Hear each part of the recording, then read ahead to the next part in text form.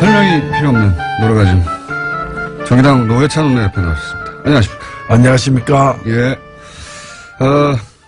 한 주간에 벌어진 일들을 저희가 쫙 논평해가는 시간인데, 아무래도 이제 방중, 워낙 말이 많았어요. 홀대론, 혼밥론, 뭐 등등등. 할 말 많으시죠? 근데 뭐 홀대론인가요? 예. 뭐 대접을 초라하게 받았다라는 건데 그렇죠. 아마 또 대접을 화려하게 받았으면은 예. 초라하게 받았다고 생각하지 않지만 예. 화려하게 받았으면 또 외화 내빈이다. 결론을 딱 정해놓고. 예. 겉만 번지르르. 그렇죠. 예. 당했다. 뭐. 그렇죠. 근데 진짜 중요한 것은 한중 관계의 어떤 변화를 모색하고 또 실현해 냈는가 이제 이런 실속을 따져야 되는데 이제 그런 걸로 봐서는 굉장히 6개월 전하고 비교해 보면은 6개월 전만 하더라도 한중 관계가 걱정스러운 관계였잖아요. 그렇죠. 예. 파탄 직전에 이 관계를 어찌 보면 극적으로 이제 지난 가을부터 회복시키고 예. 그걸 확인하는 그런 이제 방중이었기 때문에 굉장히 이제 반환점을 돌았다, 분기점을 넘었다는 점에서 의미가 크다고 저는 생각합니다. 그런데 왜 그러면 국내 이제 주로 이제 보수 매체 중심으로 처음에 재개가 됐고 이게 이제 이런 이야기가 워낙 많이 나오다 보니까 다른 미디어들도 뭐 홀대론 논란 이런 식으로 계속해서 확대 재생산이 됐는데 왜 이런 홀대론을 들고 나왔을까요? 국내 언론, 특히 보수 언론들이. 뭐 팩트, 사실의 입각에서 뭐 보도한다기보다는 정치적인 어떤 공격을 하고 흠집을 내기 위해서 모든 걸 다 끌어다가 쓰다 보니까 스스로 이제 논리도 엉켜버리고 이번에도 뭐 혼밥. 예, 혼밥. 예. 혼밥. 저는 사실 역대 대통령의 해외 순방 이벤트 중에서 예. 이번에 아침을 중국 식당에 가서 먹은 서울 식당. 것은 최고의 이벤트라고 생각됩니다. 중국 내에서 아주 평가가 높은 걸로 알고 있는데. 네, 저도 사실 좋아하거든요. 예. 아침에 가면 중국 가면 저는 호텔에서 아침 안 먹고 예. 호텔에서 보면 보여요. 인근에 예. 출근하는 어머니가 애를 갖다 자전거 싣고 예. 애를 유아원 데리고 자기는 직장 가면서 둘 다 식당에 들어가요. 중국 사람들이 아침을 거의 집에서 안 먹거든요. 아침을 식당에서 먹는다고. 그래서 주로 가장 많이 먹는 게 유조라고 예. 중국말로는 다르게 발음하지만은 중국식 꽈배기에 설탕 안 묻힌 꽈배기. 그다음에 중국식 콩국. 예. 찍어서 먹기도 하고 이제 만두탕 먹기도 하고 이러는데 이제 어찌 보면 대통령이 외국 대통령이 국빈으로 방문해가지고 수행원들하고 같이 중국에서 가장 서민적이고 가장 대중적인 식당 가서 먹은 거예요. 시진핑이 우리나라 방문해가지고 예. 그냥 호텔에서 주는 화려한 한정식 안 먹고 그냥 종로 가가지고 청진동에서 해장국을 갖다 수행원들은 먹었다.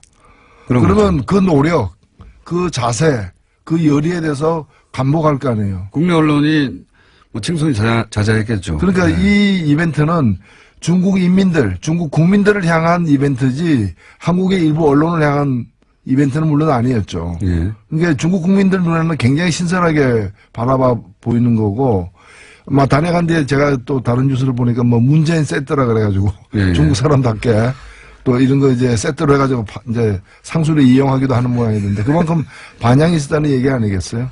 그거를 우리 보수 매체가 몰랐다기보다는 예.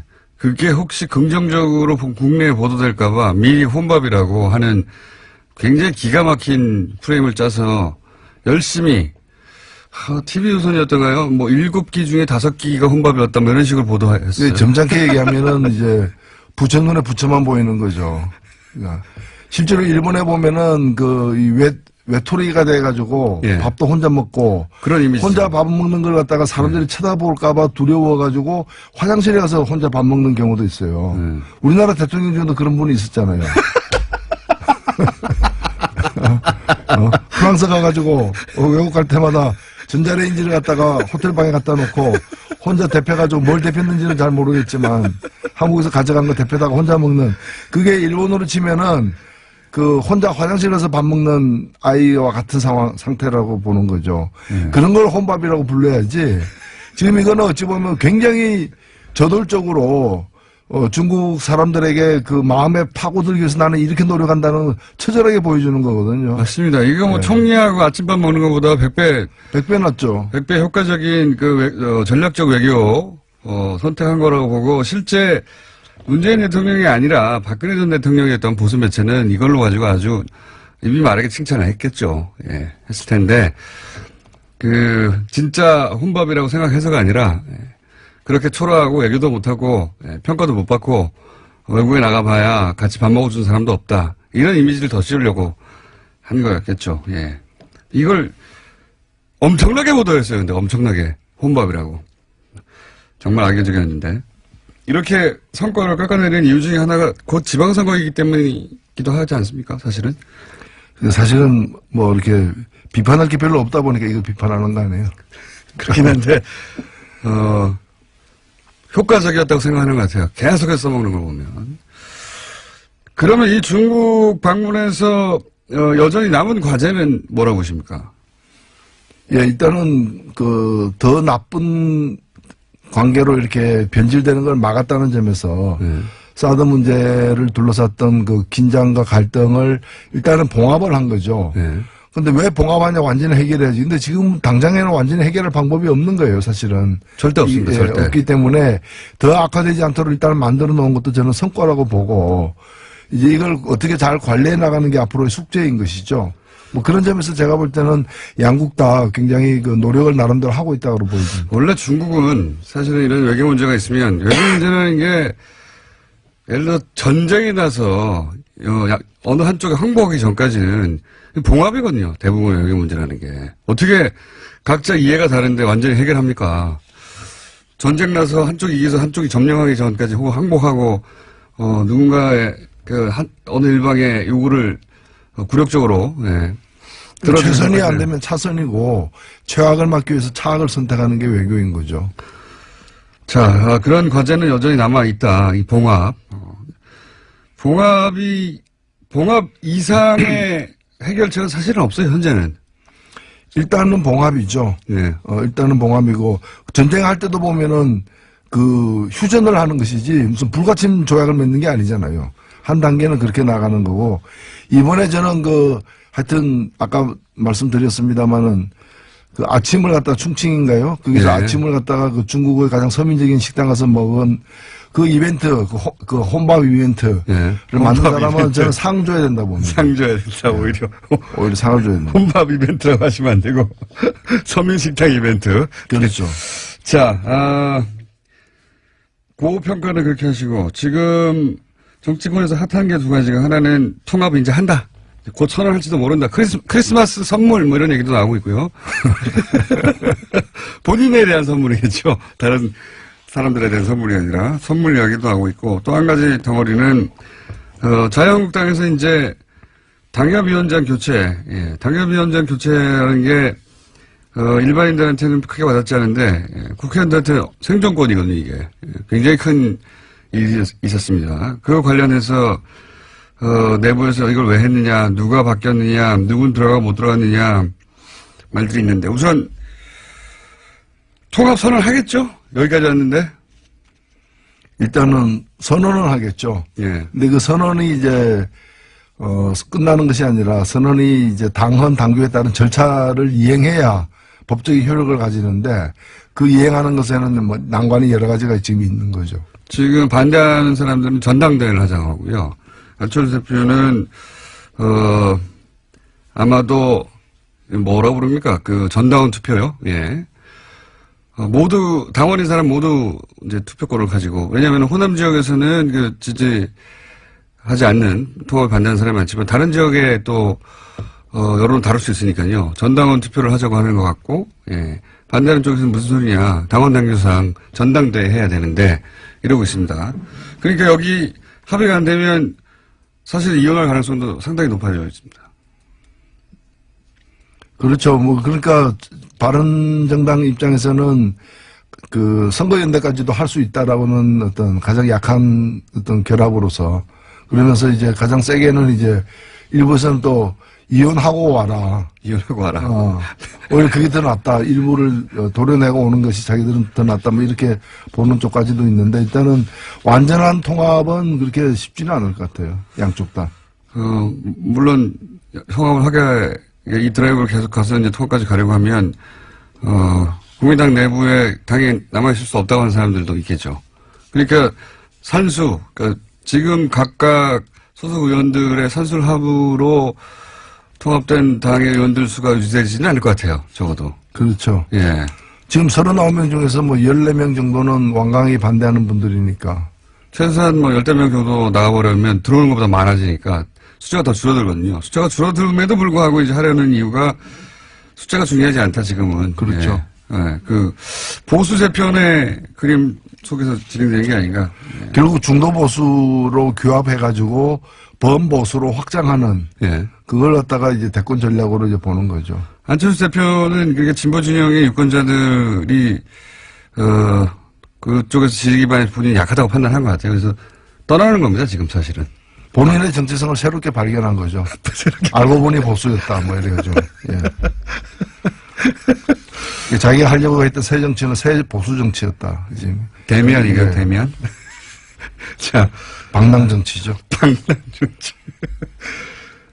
자유한국당 사정은 어떻다고 보십니까? 지금 홍준표 대표가 사실은 친홍 체제를 차근차근 구축해가면서 친박들은 이렇게 계속 쳐내고 있어요. 예.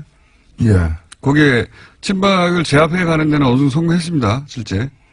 그렇죠. 근데 사실 친박 자체가 예. 말이 친박이고 부자 망해도 3년 간다 그러는데 그래서 당분간 갈 걸로도 이제 보였지만은 실은 이미 그 수장이 예. 지금 서울구치소에 있는 것이고 나머지들도 거의 지금 체포동의안이 이렇게 제기되거나 또는 네. 이제 조사를 받아야 될 처지에 놓이거나 다 이런 처지지 않습니까? 사실상 괴멸했다고 봐야죠. 괴멸했다. 네. 그러면 남아있는 양측은 홍준표 대표하고 김무성 전 대표 이 정도 되는 거 아닙니까? 지금 그렇죠. 예. 그게 이제 신주류 세력이라 봐야죠. 근데 홍준표 대표하고 김무성 전 대표가 그렇다고 친박 몰아내고 당권을 장악하는 데까지는 갔지만 둘이 그냥 잘 지내기만 하려지는 않을 거 아닙니까? 예, 거기는 이제 다음 시즌이죠. 다음 시즌에서 싸울 상대죠. 그러니까 이번 시즌에는 힘을 합해야 되는 거고, 예. 다음 시즌에서는 서로 싸워야 되는 그런 운명적 관계죠. 유여해 최고위원이 이 당협위원장에서 탈락한 거는 어떻게 보십니까? 예, 그건 아마 이제 그런 게 일종의 파퓰리즘이죠. 재물로 바친 거죠. 예. 제물로. 로마 원형 경기장 같은 데서 이제 관중들이 다 이렇게 손가락을 땅 쪽으로 향하는 그런 상황에서 이제 재물을 던져준 거죠. 자, 유해 최고위원은 재물이라고 지금 표현됐는데 저희가 한번 연결해 볼게요. 나중에 재물이라고 표현됐는데 어떻게 생각하시냐고. 홍준표 대표 본인도 대법원의 최종 판단이 내일 모레네요. 예, 모레 나오는데.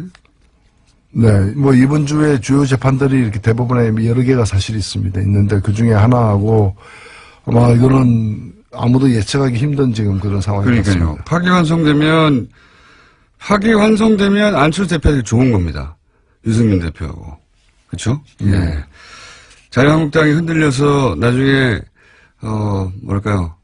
구속력이 약해지면 흡수하려고 하니까요. 떨어져 나오는 분들 좋은 거고. 만약에 대법원이 이제 무죄를 확정해버리면 그러면 홍준표 체제가 더 공고히 되겠죠? 그럴 파기환송되게 되면은 이 자유한국당이 이제 친박이 대사로나는 게 아니기 때문에 어찌 보면은 바른정당 같은 어떤 자유한국당을 모태로 해가지고 보수를 개혁해보겠다는 그런 계획을 가진 사람들이 오히려 이게 새로운 기회를 주는 측면도 있죠. 맞습니다. 예, 복당파하고 이렇게 되면 바른정당이 오히려 자유한국당으로 돌아가야 된다고 생각하는 사람들이 그런 분들의 목소리가 높아질 수밖에 없죠. 그렇죠. 예, 그래서 안철수 대표의 계획도 안 될 수도 있겠네요. 또 바른정당이 저쪽을 더 바라봐서 지난 시간에 또 꼭 얘기했어야 앞으로 꼭 얘기해야 되는 내용 중에 하나가 개헌 문제 있지 않습니까? 선거구 개편제. 좀 어려운 얘기여서 다들 그리고 아직 시간이 좀 남아서 안 하고 있는데 정의당 입장에서 만약에 개헌을 한다면 지금 뭐 자유한국당이 반대하고 있기 때문에 사실 어렵습니다. 어렵긴 어려운데 원래는 자유한국당이 먼저 꺼낸 얘기죠. 개헌은. 네. 먼저 끊은 얘기고요. 그 다음에 이제 개헌 시기가 요즘에 이제 쟁점이 되어버렸는데 지방선거 내년 2018년 지방선거까지 개헌을 완료한다. 예. 즉 지방선거 투표하는 날 개헌 국민투표도 함께 하겠다는 것에 대해서 모든 대선 후보들이 약속을 했고 특히 예. 홍준표 당시 대선 후보는 이렇게 그 문서로 서명까지 했었어요. 예. 서명까지 했기 때문에 이 약속은 지켜야 되고 박근혜 전 대통령이 들고 나왔었고 자유한국당이 그때 강하게 드라이브를 걸었었고 사실 지금 개헌하자는데 반대하는 정당은 아무도 없었어요 그때. 예. 그래서 지금 이 개헌을 갖다가 이제 안 하겠다는 거 아닙니까? 근데 자유한국당은 지금 안 하겠다고 하는 거죠. 예. 그래서 저는 약속은 지켜야 되고 약속 못 지키서 면허 반납해야 되는 거죠. 면허 반납. 예. 이거는 정당 등록 취소감이라고 저는 그렇게 생각합니다. 등록 취소감입니다. 자유한국당은 왜 반대할까요?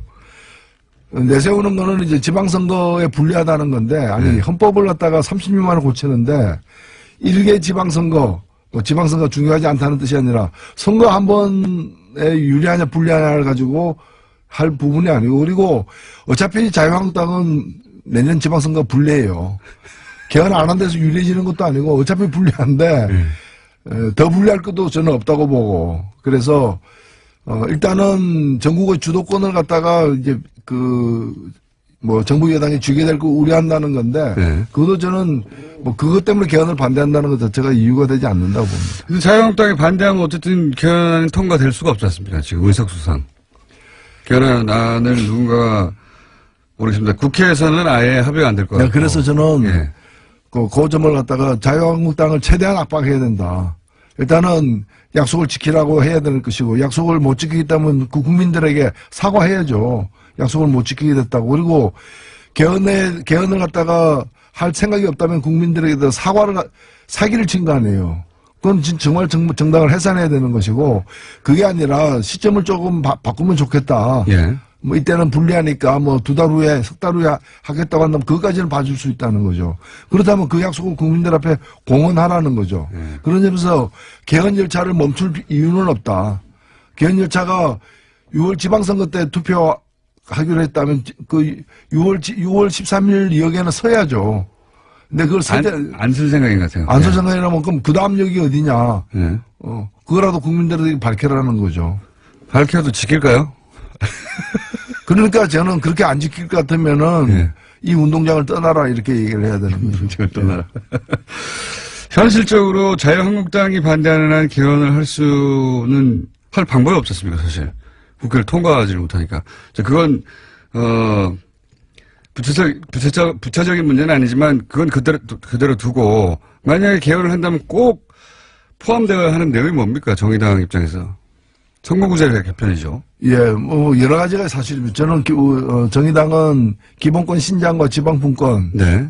강조하는 게 기본이고요. 특히 기본권과 관련해서도 해서 이 노동권을 갖다가 복원시키는 네. 제헌의회 수준으로 우리가 이 정부를 처음 만들 때 네. 헌법을 처음 설계할 때의 정신으로 돌아가는 그래서 지금 그동안에 독재 정권들이 들어서면서 부당하게 기본권들을 제약한 특히 노동상권을 제약한 부분을 갖다가 회복시키는 내용 그다음에 선거와 관련해 가지고 비례선거 원칙을 선거에 못 박는 예 이제 헌법 조문에다 못 박는 비례선거의 원칙을 좀 더 자세히 설명해 주시면요.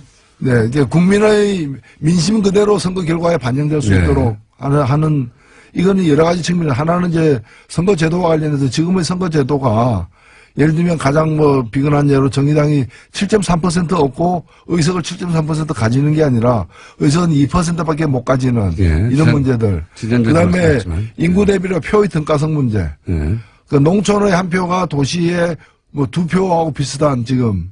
예. 그건 왜 그런지 설명해 주십시오. 예, 그게 이 선거구를 획정할 때 예. 예를 들면 10만 명당 1명을 뽑는다고 이러면 농촌 같은 도시에는 20만 명당 1명까지를 허용하는 거예요. 예, 예. 독일 같은 경우에는 1.5 이상이 되면은 위헌이다. 뭐 1.25, 1.3대 1 이렇게 이제 비율을 정했는데. 비율을 정해고 있는데 우리는 지금 2대1까지 허용하고 있거든요. 그러니까 이제 농촌 지역이 어차피 인구 좀 적어서 네. 1대1로 할 수는 없다 하더라도 그 비율이 너무 차이가 난다. 그렇죠. 예. 이제는 지금 2대1까지 허용하고 있는데 1.5대1 정도까지로 낮출 필요가 있습니다. 그래서 근접하게 만들어야 되는 도시 15만 명이 농촌 10만 명하고 같은 대표성을 갖도록 하는 정도까지 지금은 농촌 10만 명이 도시에 20만 명이 되는 네. 꼴이 되기 때문에 그러니까 농촌에서 지지하는 정당이 유리하죠. 네, 그렇죠. 정치 세력이. 그래서 농민들의 어떤 그 목소리를 정치에 반영하는 것은 당연히 필요하고 중요하지만은 지금 이것이 농민들의 목소리를 반영하는 구조가 아니라 그렇죠. 농촌의 그 보수적인 기득권 세력들을 갖다가 그 정치 세력들을 연명시키는 제도로 악용되고 있기 때문에 이 비례성의 원칙을 갖다가 더 되살리는 그런 이제 그 헌법 조항을 갖다가 삽입하는 것이 필요하다는 거죠. 그러니까요. 10만 지금 명. 국회 개헌특위에서도 네. 국회 자문위원회 안으로 이렇게 나와 있습니다. 나와 있다. 요는 결국은 표를 받은 만큼 국회의원들이 국회에 진출해야 되는 게 맞고 또 하나 도시와 농촌을 비교하자면 농촌이 보수 성향 때문에 이제 보수 정치 세력이 유리하게 지금 짜져 있는 비율을 낮춰야 된다. 예. 그런 말씀이신 거죠. 그 두 가지가 그러니까 요 비례성의 원칙은 뭐 명칭은 여러 가지 있습니다. 뭐 독일 정당 명부제부터 시작해서 많은 명칭이 있는데 뭐라고 부르든 간에 그리고 지금 권력구조에 대한 여러 가지 안들이 나와 있지만은 어떤 권력구조가 채택되든 국회의 권한이 다소 지금보다 많아지는 건 사실이거든요. 예. 그렇다면 국회의 권한을 지금처럼 잘못된 선거제도를 가지고 뽑힌 국회의 권한을 더 높이는 것은 더 문제가 있을 수 있기 때문에 국회의원을 민심이 그대로 반영되는 선거제도가 전제된 후에 그 속에서 새로 뽑힌 국회의원들이 권한이 다소 높아지는 거라면 몰라도 현재와 같은 상태에서 국회의 권한이 더 높아지는 것은 바람직하지 않을 수도 있다. 저는 그렇게 봅니다. 정의당 입장에서는 이제 내각 책임제도 지금 뭐 현재 일당이 될 수 없으니까 내각 책임제도 괜찮다, 좋다 이런 입장이죠. 이론적으로 보면은 내각 책임제가 가장 우수한 제도라는 것은 뭐 이론이 없습니다. 누구나 다 인정하는 거고요. 문제는 타이밍의 문제인데 그것을 지금 우리의 국민들의 요구, 그 다음에 정치 문화, 그 다음에 국회에 대한 어떤 신뢰 정도, 여러 가지를 종합했을 때. 국회의원의 실력도 넣죠. 그렇죠. 그것이 또 정당 정치의 어떤 발전 정도 이런 것들이 지금 당장의 내각제를 실현할 정도가 되느냐 안 되느냐에 대해서는 다양한 판단이 사실 있는. 개인적으로는 어떻게 생각하십니까? 저는 내각제가 훌륭한 제도로 생각하지만은 지금 당장에 국민들의 동의를 얻기에는 여론조사 결과가 나타나는 것처럼 쉽지 않다는 생각을 갖고는 있습니다. 물론 방향은 우리는 내각제 방향이지만 근데 더 위험한 건 뭔가 하면은 소위 분권형 대통령제라는 이름 하에 숨어있는 이원 집정제. 뭐 대통령은 외치, 그 다음에 수상은 내치, 그리고 대통령은 권한을 한 20% 갖고 국회에서 선출된 국무총리는 한 80%의 권한을 갖는. 저는 이건 굉장히 위험한 방식이라고 생각들어요. 왜냐하면 4천만 명의 국민이 뽑은 사람은 20%의 권한을 갖고 300명의 국회의원이 뽑은 국무총리는 80%의 권한을 갖고 그리고 내치 외치를 어떻게 구분합니까? 개성공단은 내치입니까 외치입니까? 한미 FTA는 내치입니까 외치입니까? 그 뒤에 깔린 의도는 뭐라고 보십니까? 그건 대통령 당선되기 힘든 집단들이 권력을 서로 나눠 먹기 위해서 너는 20%짜리 권한을 갖는 대통령, 우리끼리 모여가지고 우리는 80%의 권한을 갖는 실세형 총리. 이렇게 해서 그래서 자기들 모이는 그 약속 장소를 제3지대라고 붙이고 제3지대에서 모입시다. 뭐 이렇게 해가지고 모여가지고 뭔가를 그래서 새로 뽑히는 대통령은 임기를 갖다가 5년이 아니라 줄이겠다. 줄인 다음에 이 개정된 헌법을 가지고서 이제 분권형 대통령제를 실시하겠다는 것이 지난 대선에서 그렇죠. 일부 당선 가능성 없는 연합의 어떤 그런 과제였죠. 자기들이 단독으로 당선이 안 되니까 힘을 모아서 그거 힘을 모으니까 이해가 달라지니까 어떻게 나눌 것인가 하는 가운데 그런 아이디어가 나온 거죠. 그래서 저는 정리를 해야 된다고 봅니다. 이 대통령의 권한이 과도하게 헌법상에 많이 있다면은 그걸 국민이나 국회로 이렇게 또는 지방정부로 넘기는 그런 권력을 갖다가 좀 이렇게 조정하는 것은 필요하다고 봐요. 그러나 그것의 대안으로 분권형 그것에 대한으로 이원집정부제 이런 걸 대안으로 내놓는 것은 굉장히 위험천만한 발상이다. 나눠 먹으려고 하는 사람들이 만들어낸 발상. 국민을 위한 개헌이 돼야 되는데 일부 정치인을 위한 개헌이 되도록 내버려둬서는 안 된다고 저는 봅니다. 오늘 좀 심각한 얘기를 했습니다. 네. 근데 이 개헌 이야기는 아직은 시기가 이르다 싶기도 하면서도 한편으로는 이제 시간도 없어요, 별로. 이제는 해야 됩니다. 그리고 네. 국민들에게 해온 약속이고 네. 마지막 개헌한 지 30년이 됐습니다. 그 이전에 40년 동안 9번 개헌하고 30년 동안 개헌 한 번도 안 했거든요. 그래서 묵은 숙제를 갖다가 털어버리는 그런 개헌이 필요하다고 봅니다. 현실적으로는 근데 쉽지 않은 상황이다. 네. 오늘은 여기까지 하겠습니다. 지금까지 정의당의 노회찬 원내대표였습니다. 감사합니다. 네, 감사합니다. 이번 주 임시국회가 끝납니다. 그런데 그때가 바로 국민의당과 바른정당 통합 논의의 분수령이 될 것이다. 이런 전망 많습니다. 과연 그럴 것인지 국민의당 이상돈 의원 연결해 보겠습니다. 안녕하세요, 의원님. 네, 안녕하세요. 네. 지금 징계는 어떻게 돼가고 있습니까? 네, 무슨 말씀이죠? 통화 말씀이신가요? 네. 의원님 지금, 네. 징계받고 계신 거 아닙니까? 아니, 별로 바쁘지 않습니다. 바쁠 일이 있습니까? 네, 네. 아니, 저기 뭡니까? 국민의당 내부에서 징계받고 계시지 않냐고요. 아니, 이미 다 기각해버린 거잖아요. 말이 됩니까? 네. 그렇게 됐나요? 네. 제가 네. 잘 몰라서 여쭤봤고요. 언론에서 이렇게 보도하고 있습니다. 언론에서 이제 임시국회가 이때 끝나니까 이번 주에 타이밍상 내년으로 넘기지 않고 이때쯤에 통합선언을 하지 않겠는가 이런 얘기들이 언론에서는 보도되는데 내부에서 보시기는 어떻습니까? 이때가 타이밍 맞습니까? 저도요, 언론 보도 보고 아는 건데요. 예. 두 사람 하는 거 보면은 진짜 그럴, 수도 있다는 생각이 듭니다. 네, 통합, 선언을 일방도 할 수 있다고 봅니다. 근데 그런다고 정당이 통합되는 게 아니죠. 당내 합의가 있어야 되니까, 그런, 당내 구성원 동의 없이, 대표가 선언한다고 통합되는 게 아니죠. 네. 두 사람이라 하면 이제 안철수 대표, 유승민 대표를 의미하시는 것 같은데, 예. 네.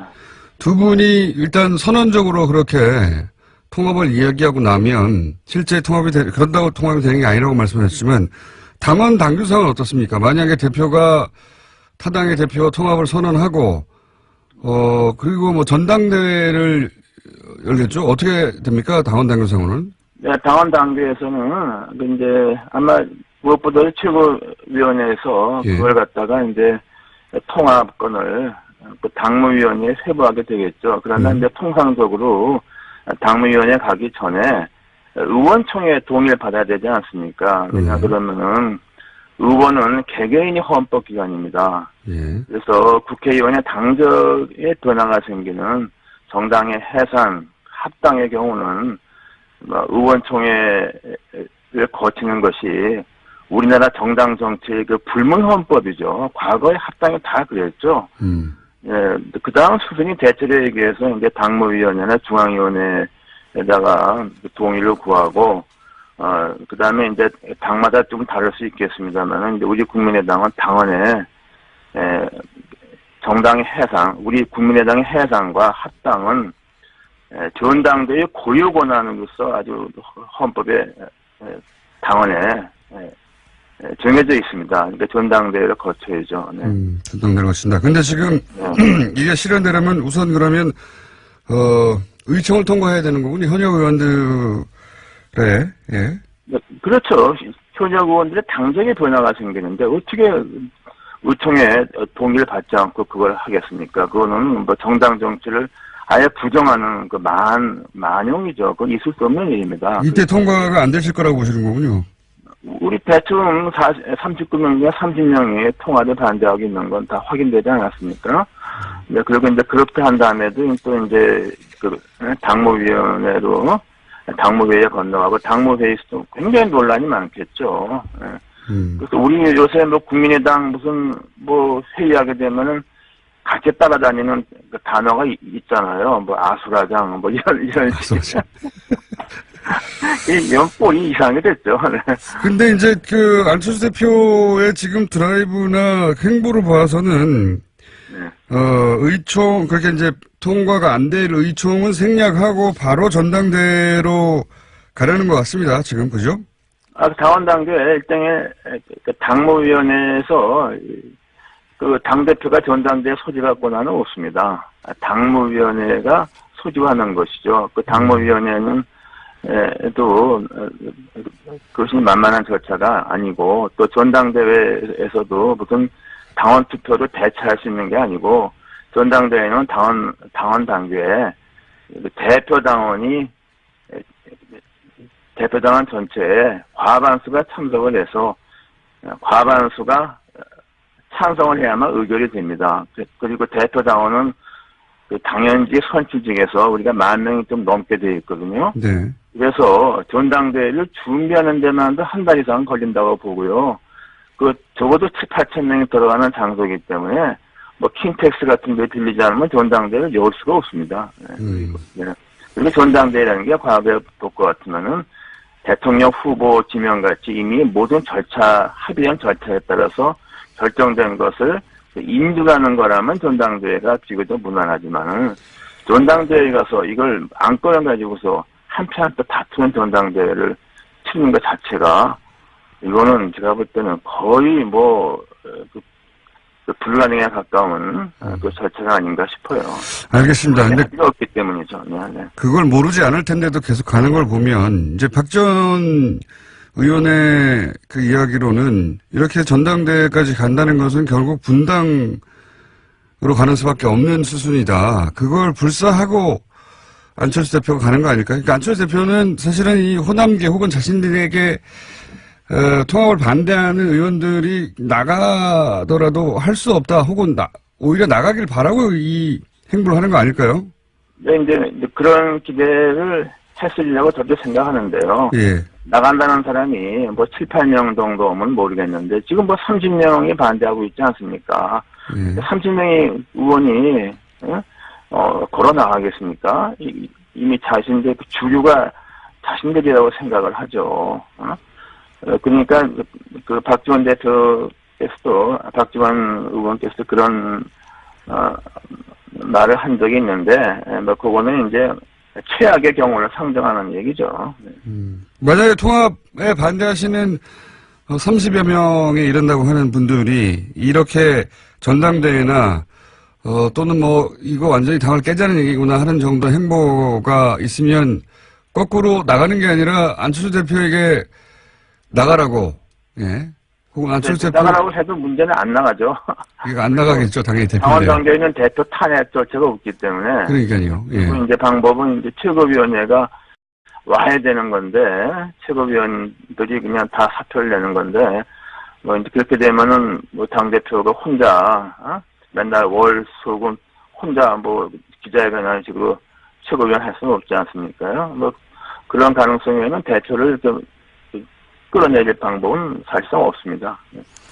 그러면 남은 해법은 뭐가 있습니까? 이거 안철수 대표는 포기할 생각이 전혀 없는 것 같고요, 행보가. 네.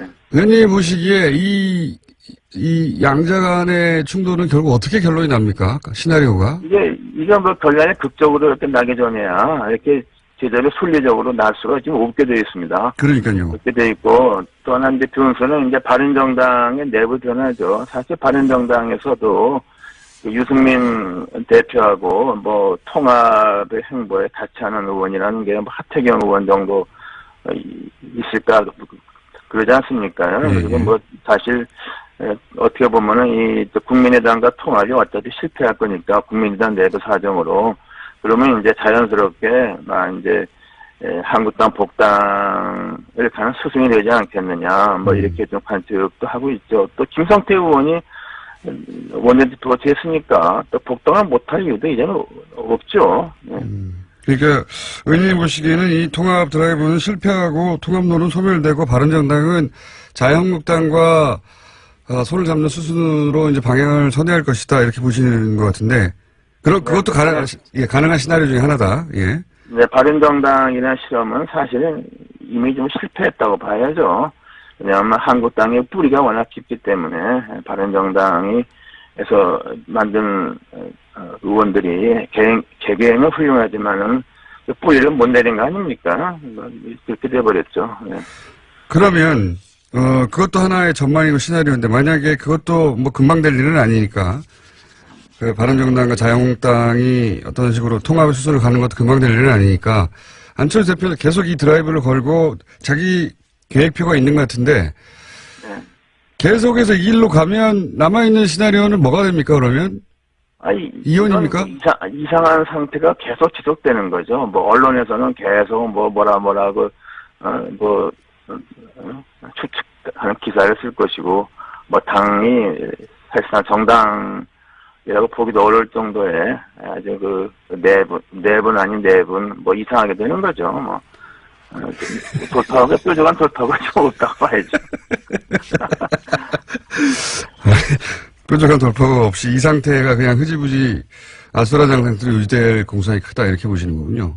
네, 그러니까 지금 뭐 대표가 자기가 어떤 내걸었던 것이 의원 다수의 절대 다수에 의해서 부정되고 또 기반이 좀 어떤 것이 내건 게 잘못되면은 대표를 그만두는 게 책임지는 게 그게 정당 정치의 그 전통 아닙니까? 그만둬라. 예. 2014년 가을에 그 당시 민주당의 박영선 원내대표. 대표님 의원님 여기까지 드려야 되겠습니다. 네네. 눈이 아주 예보보다 많이 옵니다. 네. 도로가 얼고 있다고 감속 운전해 달라고 저희가 교통방송이거든요. 알고 보면 예, 전해드립니다. 차에서 라디오 들으시는 분들 특히 조심하세요. 자, 문재인 대통령의 중국 국빈 방문을 두고 국내에서는 홀대론 계속 제기되고 있죠. 해서 중국 방문에 동행했던 이분을 스튜디오에 직접 모셨습니다. 민주당의 송영길 의원 나오셨습니다. 안녕하십니까? 네, 안녕하십니까. 송영길입니다. 무려 북방경제협력위원회 위원장. 네. 이름이 길수록 하는 일이 별로 없는 경우가 많은데. 북방경제협력위원회 위원장 자격으로 가신 거죠? 네. 예. 그 얘기는 제가 나중에 묻고요.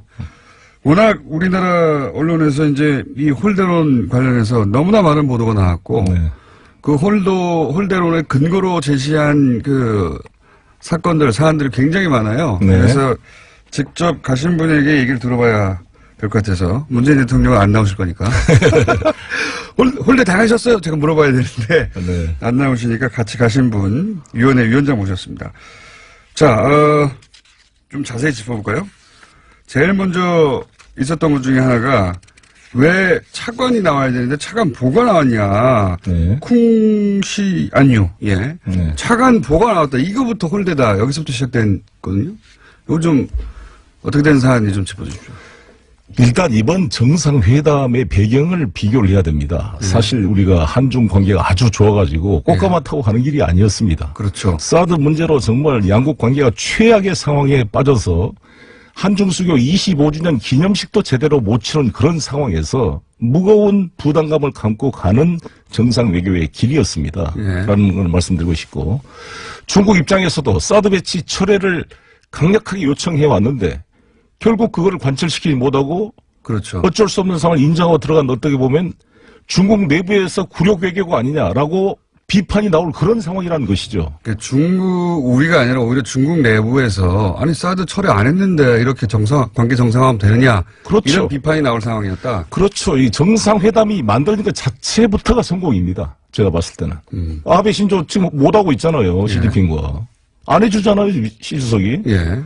그런데 물론 차관급이 나왔으면 좋겠지만 아시다시피 우다웨이가 현재 공석 중입니다. 그러니까. 그리고 이분이 차관 보지만 실제로 육자회담 수석 대표이고 아주 왕이 이 외교부장이 일본 대사할 때 같이 데리고 왔던 핵심 측근입니다. 그리고 우리 조선족 출신이에요. 조선족 흑룡광색 출신입니다. 아하. 나는 우리 기자들이 홀대론을 말하기 전에 우리 동포 출신으로 외교부 최고에 오른 이 쿵센유가 어떤 사람인지 분석 기사 한번 제대로 나오고 못 봤습니다.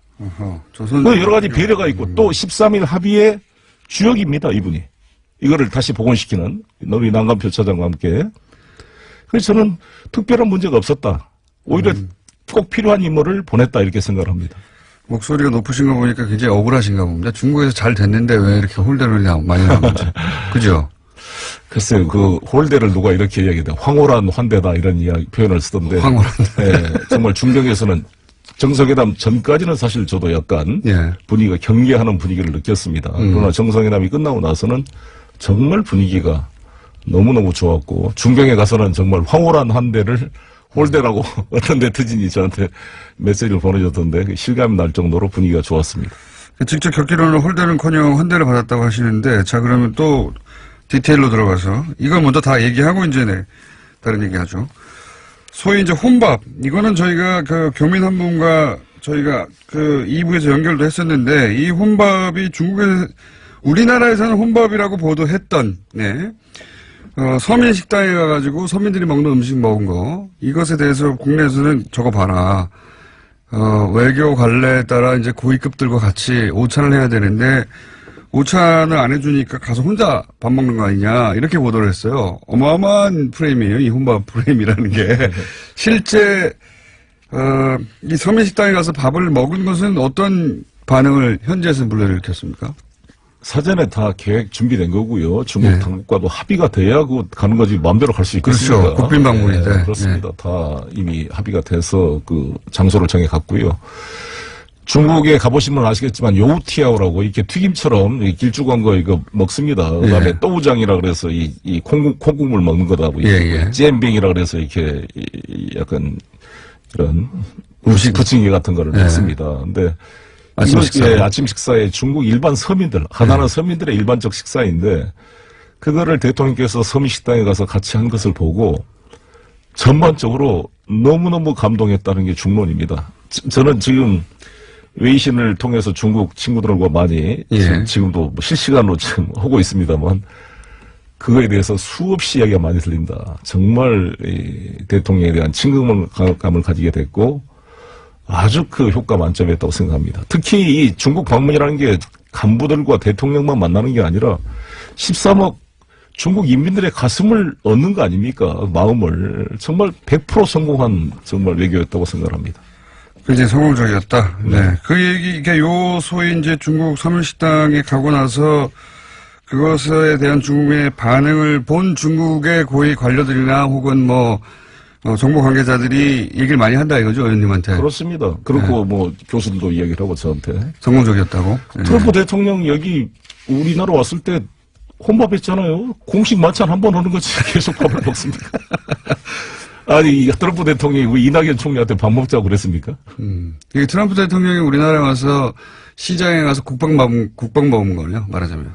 그렇습니다. 그런 거를 칭찬을 하고 평가를 해야지.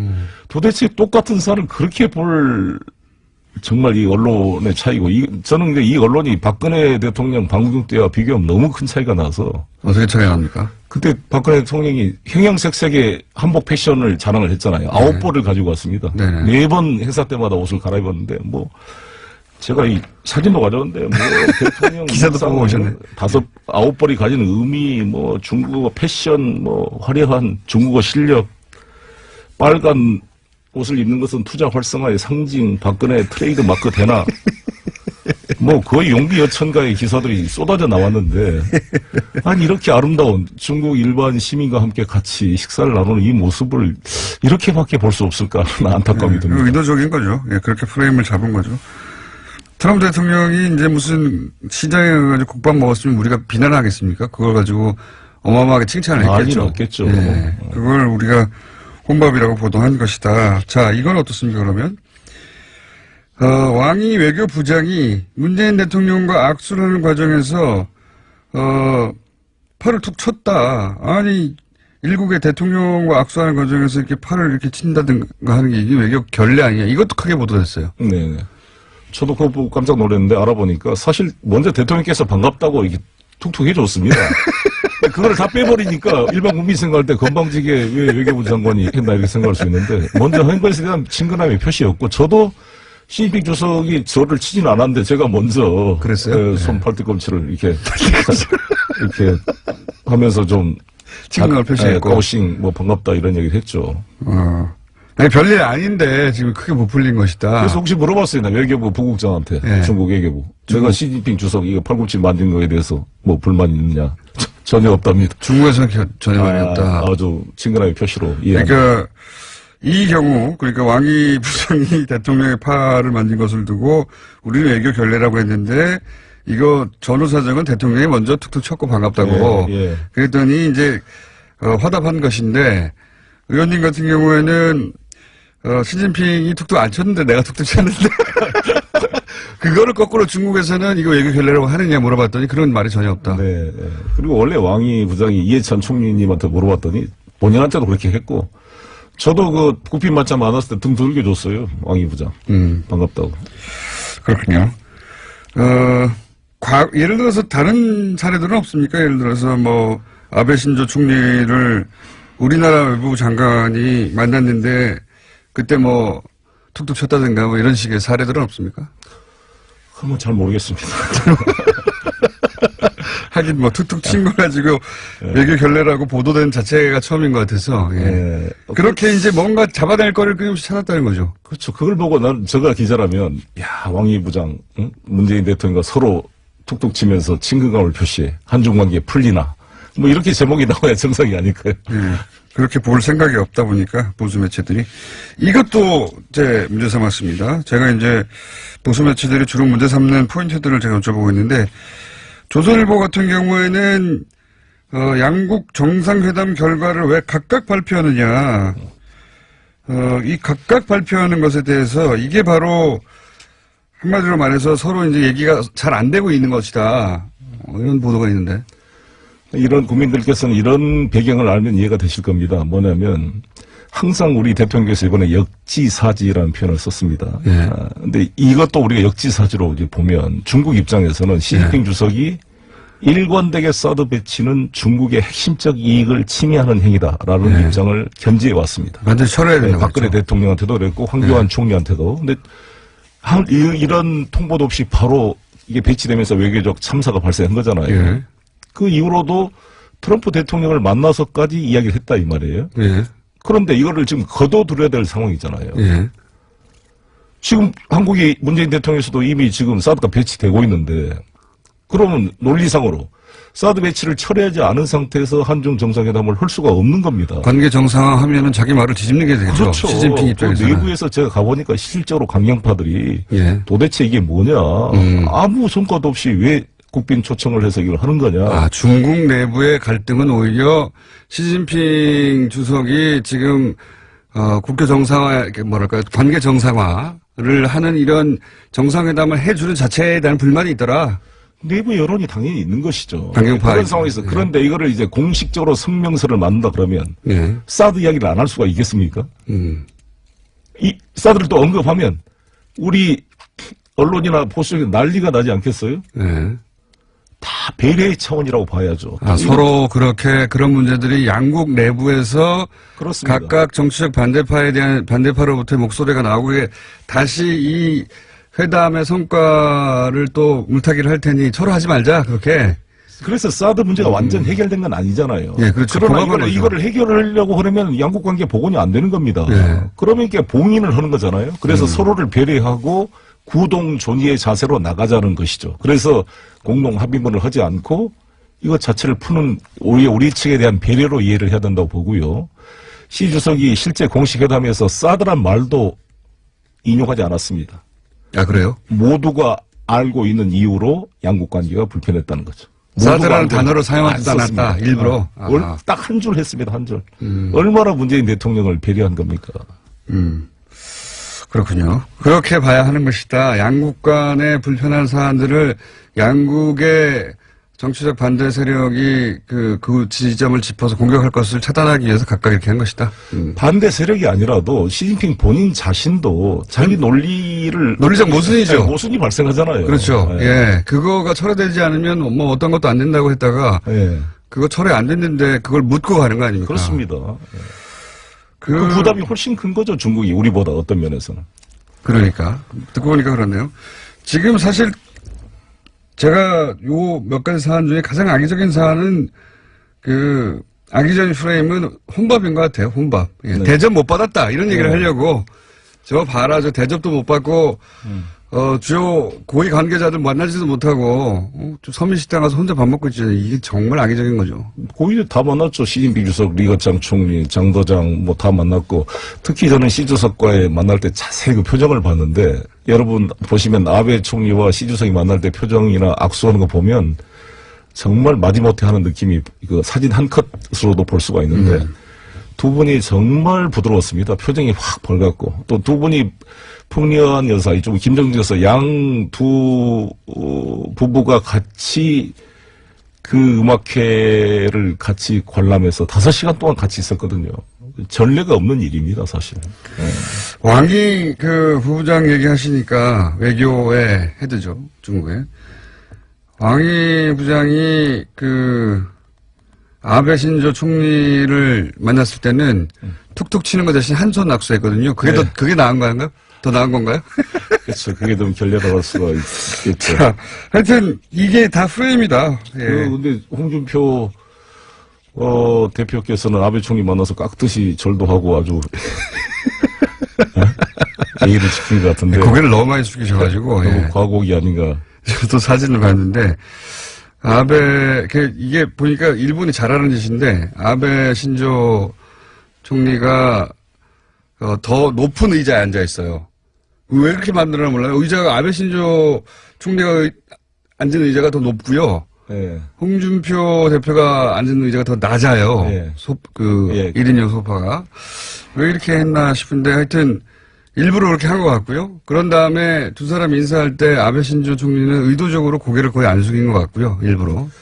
정세균 의장님이 그 아베 총리 만날 때 그렇게 돼 있었어요. 네. 김경호 실장 이야기 들어보니까 그거 하나면 안 만나겠다 해가지고 고쳤습니다. 의자를. 홍준표 대표가 자유한국당 밑에 간부들이 진정한 뭐 자주 외교, 당당 외교를 하면 그것부터 챙겼어야죠. 그 의자를 똑같은 걸로 안 하면은 안 만나겠다 그랬습니다. 저 정세균 의장 때는 왜냐하면 그렇게 자주 했거든요. 그렇습니다. 그래서 그걸 바꿔가지고 만났습니다. 처음 알았네요. 근데 홍준표 대표는 그걸 몰랐거나 몰랐죠. 공부를 안 한 거죠. 밑에 혹은 참모들이. 요구를 안 했거나 알아도 그렇죠. 그런 거네요. 사진 한번 비교해 보시면 저도 그 의자가 유명해가지고 유심히 봤거든요. 이번에 바꿨나 안 바꿨더라고요. 그냥 낮은 의자에 앉아서 그래서 사진을 찍어놓으면 한 사람이 푹 꺼져 보여요. 네. 높이 보이고 아베 총리는 이렇게 높은 자리에 앉아 있는 듯한 느낌을 주죠. 그렇습니다. 실제 사진 그거 의도한 겁니다. 일본에서. 그리고 나서 그것까지는 그렇다고 쳐도 인사할 때 아베 총리는 일부러 인사를 안 하는데 홍준표 대표가 너무 깊숙이 인사를 해가지고 그것도 몰랐던 것 같아요. 아베 총리가 틀림없이 인사를 의도적으로 까딱할 거라는 걸 잘 몰랐던 것 같아요. 그걸 떠나서 대통령께서 지금 중국에 가서 이 나라를 대표해서 하고 있는데 그 일본 가서 등에 칼을 꼽는 그런 그 외교가 과연 적절한 외교인지. 아직 뭐 아주 사소한 걸 지금 따지길래 저도 사소한 걸 좀 따져봤고요. 자, 그러면 그 위원장으로 하셨으니까 경제협력위원장 이번에 중국에 가서 그 기업인들 많이 만나셨을 거 아닙니까? 네네. 기업인들의 한국 기업인들 중국에 진출해 있는 한국 기업인들의 반응은 어땠습니까? 너무 잘 됐다는 반응이죠. 사실 대통령께서 이 연내에 이걸 풀어줄지 기대를 못했어요. 다들 암울했습니다. 너무나 힘들고 그래서 뭐 이미 철수해서 베트남으로 간 분도 많았고 그런데 이렇게 연내에 방문해 주니까 저 울려 그래요 정말. 뭐 감동에 젖어가지고 저 손을 잡고 너무 감사합니다 그러고. 그래요? 예. 과장하시는 거 아니고? 아닙니다 진짜 정말. 하도 홀대로 나온 얘기 지금 과장하러 나오신 거 아니에요? 그렇지 않습니다. 아니 입장을 바꾸라고 생각해도 자기가 수백억을 투자해서 지금 사업을 하고 있는데 예. 안 팔려봐요. 얼마나 힘들겠어요. 그건 맞습니다. 정의선 현대자동차 그 부회장 만났더니 한 30% 이상 매출이 이제 줄었다. 줄어가지고 엄청 어려웠잖아요. 현대차가. 근데 대통령께서 직접 중경까지 가셨으니 감동할 수밖에 없죠. 그래서 이제 이 소위 중국 내에서 기업들이 어려워진 상황들이 어느 정도 풀릴 것이라는 기대감을 갖고 있더라. 그렇습니다. 이미 풀리고 있습니다. 벌써 한류 스타들이 이제 나타나기 시작하고 있고요. 네. 그 작년부터 유학생들의 장학금도 지급된다고 그러고 뭐 각종 분위기가 바로 풀릴 겁니다. 그리고 이거창 총리가 기대 이상으로 전면 회복을 하겠다라고 전면 회복. 한테 약속을 했고요. 그렇게 약속을 혹시 의원님한테 했나요? 문재인 대통령. 마치 본인이 약속받은 것처럼. 그런 약속하는 장면을 봤다. 이거죠. 예. 자, 이거만 어떻습니까? 좀 정치적인 이야기로 넘어가서. 이제, 이거는 이제 한중 정상회담 하기 전부터 국내 언론이 보도했던 건데, 이제 사드 관련해서 우리가 천명한 3부 조건이 있지 않습니까? 사드 추가 배치하지 않겠다. 그 다음에 미국 MD는 참여하지 않겠다. 그리고 한미일 군사동맹은 추진하지 않겠다. 이 사실 한미일 군사동맹 같은 경우에는 우리 입장과는 다르게 홍준표 대표 같은 경우에는 한미일 군사동맹을 해야 한다 입장이에요. 그래서 한미일 핵공조를 하자 뭐 이런 식의 얘기를 하고 왔는데 이와간 이 3불에 대해서 이것을 중국 쪽에서 공식화하기를 요구한다라고 우리 언론이 보도를 했어요. 가기 전에. 근데 실제로는 중국에서는 뭐 이 얘기가 안 나왔는데 어떻게 된 겁니까? 이 전은? 그만큼 신뢰를 한다는 거겠죠. 실제로 그것을 언급을 하지 않았습니다. 중국에서 요구하지 않았다. 저희 정부 입장은 사드 추가 배치하지 않는다. 그리고 미국 MD 체제 안 들어간다. 예. 한미일 군사동맹으로 안 간다. 예. 이것은 박근혜 이명박 정부도 주장해왔던 이야기입니다. 맞습니다. 김관진 장관 국회에 나와서 답변할 때마다 예. 사드 배치는 미국 MD 체제와 상관없다라는 게 했었죠. 일관된 입장이었습니다. 추가 배치하지 않는다는 얘기도 했었고. 그렇습니다. 당연히. 예. 이것은 우리가 중국과 약속할 문제가 아니라 우리 정부의 철학이고 일관된 입장이라고 봅니다. 그것을 중국이 신뢰하고 이해하고 있는 것이죠. 그러니까 그 언급이 안 된 것이고 우리 중국 때문이 아니라 저는 우리 국익에도 별로 도움이 안 되는 것이고 지금 우리가 일본한테 다시 군사적으로 종속돼서 되겠습니까? 그리고 지금 그게 과연 우리 국가 안보에 도움이 되겠습니까? 자, 이건 어떻습니까? 마지막에 만찬이 없었다. 만찬? 예. 마지막에 만찬 행사를 하긴 했는데, 만찬 행사 사진이 공개되지 않았다. 이거 문제 아니냐. 이건 어떤 비판인지 모르겠는데. 이거를 봐야 될 것 같습니다. 이때가 아시다시피 남경 대학살 80주년 기념식으로 전국이 추모적인 분위기입니다.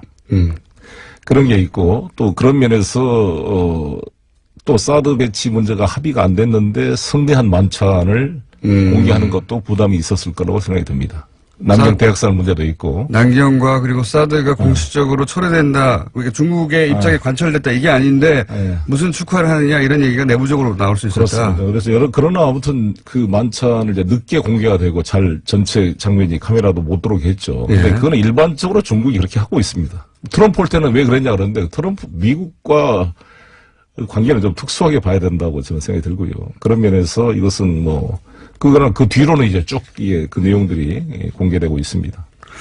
이건 어떻습니까? 그렇게 잘 됐다면 우리 입장에서는 평창 올림픽을 기해서 북한이 참여한다든가 또는 시진핑 주석이 평창 올림픽 기해서 한국에 온다든가 이러면서 이제 그 북한 문제, 그 남북 문제의 해빙 분위기도 좀 만들어 보자 이런 계획이 있잖아요. 계획이. 네, 그렇습니다. 예. 예. 이 계획은 어떻게 될 거라고 그런 얘기가 잘 됐습니다. 남북 관계를 좀 잘 풀었으면 좋겠다. 남북 관계가 도움이 된다는데 인식을 같이 했고 또 한반도에 절대 전쟁은 안 된다. 평화적 해결 원칙을 합의한 것이 매우 중요하다고 생각이 들고요. 동계올림픽 참석하는 문제는 3월 3일부터 평창올림픽입니다. 평창 동계올림픽 참석하는 문제는 3월 3일부터 양회라 그래서 전인대와 정협이 열리게 됩니다. 네. 그러니까 우리로 말하면 국회가 열리는 것이죠. 그래서 정부가 구성이 됩니다. 지난번 19차 전당대회는 당 주석을 뽑은 것이고요. 그렇기 때문에 중국이 정치 일정이 매우 바쁩니다. 그래서 우리 대통령께서 이번에 연말 안에 방문하신 것도 평창을 배려해서 한 면도 있고 또 양회 전에 해야겠다는 그런 의도가 있었던 겁니다. 그런데 시진핑 주석이 본인이 참석 여부를 검토하겠지만 만약 안 되더라도 최고위층을 보내겠다 이렇게 성의를 보여줬고 저는 이제 분위기를 잘 만들면 또 마지막 폐막식 때는 차기 개최국의 대표로서 오실 수 있다고 생각합니다. 북한과는 어떻게 됩니까? 북한과의 관계는 우리가 직접 풀어내야죠. 제 말은 지금 평창 올림픽에 북한이 선수들을 안 보낸다 뭐 이런 얘기가 있는데. 그런 여러 가지 가능성은 우리 예측할 수 없는 요소가 있기 때문에요. 그걸 잘 관리하려고 좀 노력을 하고 있는 것이고요. 근데 중국은 생각보다 북한에 대한 지금 카드가 별로 없습니다. 북한과 중국이 우리가 생각한 것과 다르게 완전 최악의 지금 관계에 빠져 있거든요. 중국과 북한의 관계가. 그래서 중국의 말을 듣지 않습니다. 원래 북한이. 원래 잘 안 들어요. 사실. 원래 안 들었는데 지금 뭐 또 최악인 상황이고요. 그래서 중국을 통해서 북한을 움직이거나 압박하거나 해서 북한의 변화가 있을 가능성이 그렇게 높지 않다 이렇게 보시는 그렇습니다. 미국이 움직일 수밖에 없습니다. 저는 북핵 문제 해결은 당사자는 미국이라고 봅니다. 미국이 이걸 해결하지 않고 중국과 우리 한국한테만 압박을 넣어라. 그런다고 이게 해결이 되겠는가? 이것은 해결을 위한 분위기나 조건은 될지 모르지만 전국적 해결 주체는 미국이다. 북미 간의 직접 대화로 해결해야 된다. 그래서 틸러슨도 그런 북미 간의 조건 없는 대화를 제의했다고 생각합니다. 조건 없는 대화를 얘기했다가 그 다음 날 또 말을 바꿨어요. 조건 있는 대화로. 예. 또 바꾸겠죠. 이거 몇 번 바꿔 왔다 갔다 했기 때문에 시간이 이제 중국 분위기는 어땠다는 건 알겠습니다. 그러면 제가 마지막 질문인데요. 오늘은 시간이 다 돼서 하도 짜잘한 것들을 10일 만에 넣어서 짜잘한 걸 많이 여쭤봤는데 우리 언론들이 왜 이렇게 홀대로운 프레임에 올인한 거라고 보십니까? 한중 관계가 안 되기를 바라는 사람들이 있는 것이죠. 그래서 중국 언론들이 자살골 넣지 말아라. 우리 동아시아컵 4대1로 우리 팀이 이기는데 말이죠. 왜 자살골을 넣으려 그러냐고요, 이게. 그 정말. 중국 언론이 그렇게 보도했죠. 왜 한국 언론은 자살골을 넣고 있냐고. 예. 그렇습니다. 이게 한중 관계 회복을 위해서 얼마나 중요한 일을 한 것입니까? 그리고 더구나 나는 중경 임시정부 가서 그 계단에서 그대로 그 같이 연출해서 사진을 찍을 때 한번 눈물이 날려 그러더라고요. 우리 대통령께서 눈물 났진 않으셨죠. 독립 지사들을 만나면서 목이 가슴이 메인다 이런 표현을 썼는데 저는 그런 대통령의 모습을 보면서 가슴이 메였습니다. 거기 가서 우리 대통령이 방문한 건 처음이죠, 이번에. 그렇습니다. 예. 늦어도 너무 늦었죠. 마지막 임시정부. 예. 그리고 중국 인민들이 확실히 쓴 글들을 내가 다 읽어보니까. 중국어도 그렇게 읽을 줄 아십니까? 제가 중국어로 강의도 옵니다. 그런데, 중국, 제가 깔때기를 했습니다. 예. 중국 이미 중격을 간 목적을 중국 언론이 분석하기를 정말 대단하다 이거죠. 이 남경 대학살 기념식에 우리 노영민 대사를 일부러 공항에 안 나오고 파견시킨 것, 예. 그다음에 중경 임시정부 가서 항일 투쟁의 공감대를 만들어낸 것. 예. 그래서 3.1운동으로 건립된 임시정부를 촛불혁명으로 건립된 문재인 정부가 100년이 거의 다 돼서 이제 만나는 거 아닙니까? 내일 모레가 정말 2019년이면 3.1년 100주년입니다. 네. 좀 감격스러운 해우입니다. 이것에 그리고 정말 거기 중경에서 항일투쟁 국민당 정부가 있었던 곳 아닙니까? 네. 공산당도 나중에 만났고요.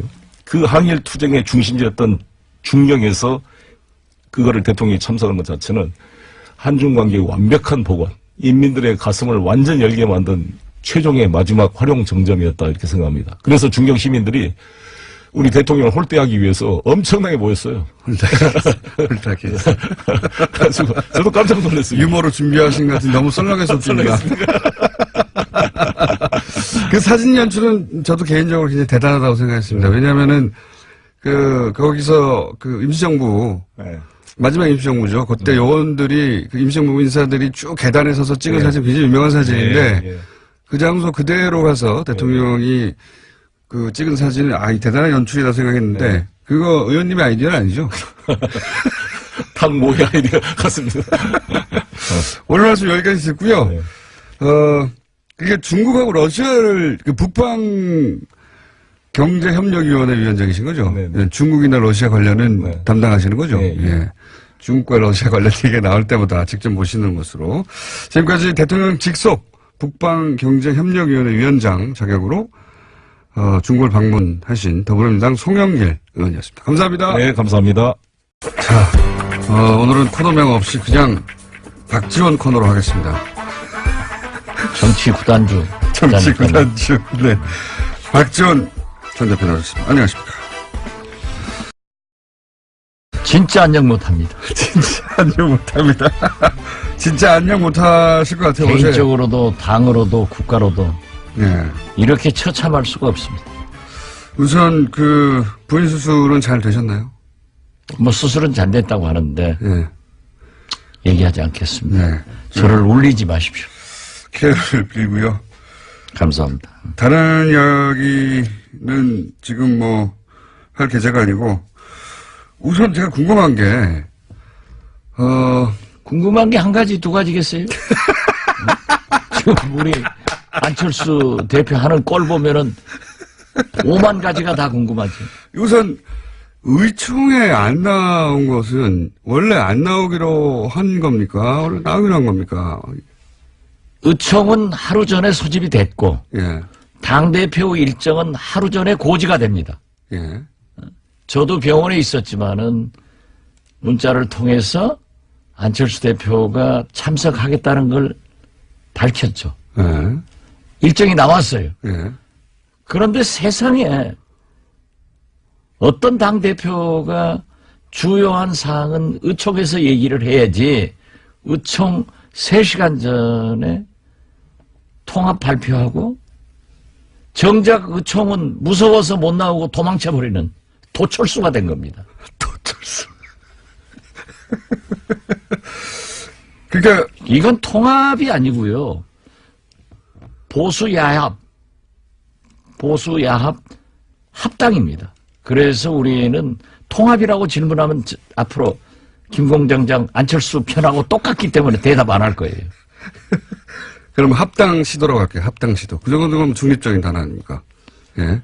합당 시도. 저도 원래 통합은 네, 김청수가 언제 중립적이지는 않죠.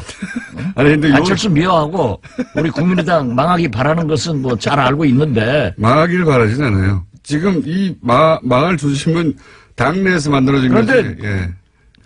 바라지 않는다고 하지만 지금 망해 가고 있잖아요. 그러니까 제가 딱 지금 아주 기분이 제일 좋은 김청수일 거예요. 제 얼굴 표정이 그렇습니까? 아주 너무 행복해 보이네요. 대표님 얼굴도 한편으로 행복해 보이기도 한데 제가 궁금한 것은 기자회견 미리 할 수도 있다고 봅니다. 중대한 사안은. 그런데 기자회견하고 3시간 후에 바로 달려오면 되지 않습니까? 달려왔어. 네. 의원들한테 설명하고 네. 설사 합당 반대파들에게서 많은 공격을 받더라도 당당하게 발표를 해야죠. 뭐가 무서워서 도망치고 뭐가 무서워서 피합니까? 그렇게 해가지고 앞으로 무슨 대통령 돼서 어려운 일 있으면 도망쳐버리고 이런 거 해가지고 대통령감이 되겠어요? 화가 단단히 나신 것 같은데 거기 모였던 의원들도 그런 분위기였죠. 당연히 그렇죠. 저도 그 대목은 진짜 이해가 안 갑니다. 그 기자회견이야 갑자기 급하니 또는 뭐 본인의 의지를 정확하게 전달하기 위해서 그랬다고 치고 그리고 이제 의총을 모았고 거기 이제 국회의원들이 다 기다리고 있는 거잖아요. 당내 의원들이. 당연히 그렇죠. 예. 기자회견을 했던 뭐 의도나 배경이나 이런 걸 설명하면 되는데 온다고 했다가 안 온 거죠. 갑자기. 도망쳤다니까요. 도망쳤다니까. 아니 현장을 기피하는 그런 지도자가 어디 있습니까? 문재인 대통령 후보가 광주에 갔을 때 광주 공항에서 한 20여 명이 오지 마라. 지난 총선 때요. 그렇죠. 예. 이렇게 데모를 하니까 문재인 대통령이 뒷문으로 나갔어요. 예. 그것을 두고 얼마나 비난했습니까? 당당하지 못하다고. 오긴 왔는데 뒷문으로 갔다고. 그렇죠. 예.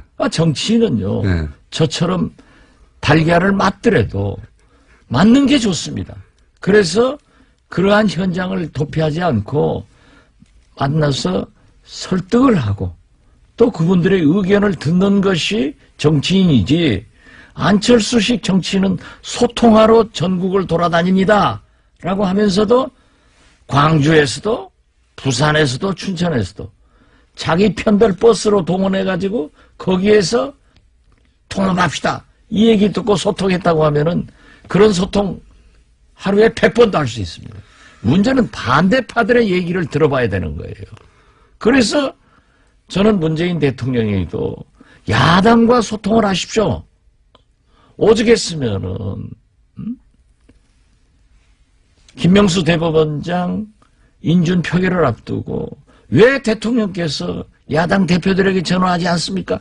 공개적으로 몇 번 얘기했더니 문재인 대통령께서 해외 나가시면서 비행장으로 가시면서 안철수, 김동철 두 대표에게 전화해가지고 풀어나갔지 않습니까? 이것이 정치인이 할 일이고 이것이 지도자가 할 일이지. 자기가 또 발표해놓고 곤란하고 비난받을 것 같으니까 도망친다고 하면은 그게 어떻게 안철수입니까? 도철수지. 도철수. 근데 언론에서는 정면승부라고 하던데요. 아, 그게 자충수 든 거죠. 망하는 길로 간 거죠. 그렇게 이제 내가 너무 흥분해서 얘기하니까 네. 안철수 지금 죽일 건데 공장장 입 다무는 거 보니까 오늘 내가 잘하고 있네요. 아니 어제 저도 만만히 재판을 받았어요. 그래가지고 그러셨죠. 빨리 네. 병원으로 가야 되는데 네. 전화가 왔어요. 지금 의원총회 중인데 굉장히 시급하죠. 한 사람이 부족해서 의결이 못 되고 있다. 네. 그래서 제가 안 나가려다가 이건 아니다. 네. 내가 병원에서 울고 있어서 되겠느냐. 당을 위해서 내가 정치를 하는 놈. 그래 어제 처음 갔어요. 가서 한마디 하고 그때부터 어제부터 열이 받으셨고 제 투쟁 의욕이 확 불타오르셨어요. 불타올라가지고 JTBC 손석희 뉴스룸에도 나가고 오늘 이렇게 여기 오늘 나오실 거면서 그 바로 직전에 아니 지금 뉴스공장보다 뉴스룸이 훨씬 손석희가 세요. 미안합니다. 아침은 저희가 장악하고 있어요. 근데 전날 밤에 하시면 어떡합니까? 그거야 지금 제가 아니 다가보니까 당대표가 의원총회도 안 나오고 도망치는 판국에 도망치는 판국. 여기저기 제가 지금 갈 때냐? 지금 여기서 나와서 또 다른 데 오라고 하면 또 갈 것 같아요. 갈 것 같아요.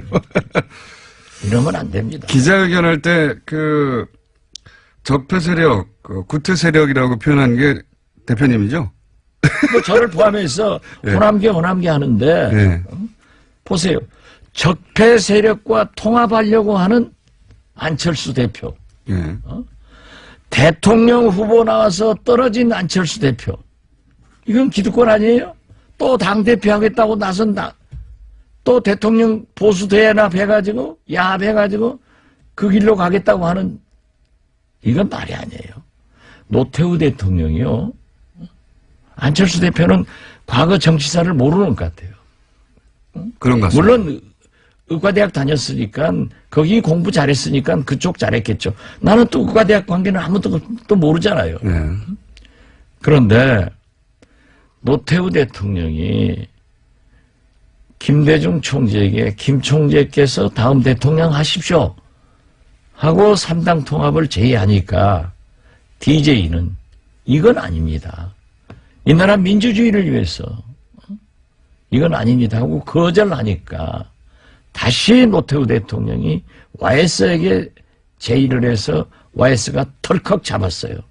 그렇지만 YS는 JP건 노태우건 일격에 제압할 수 있는 엄청난 리더십을 가지고 있으니까 내각제 개헌 약속하고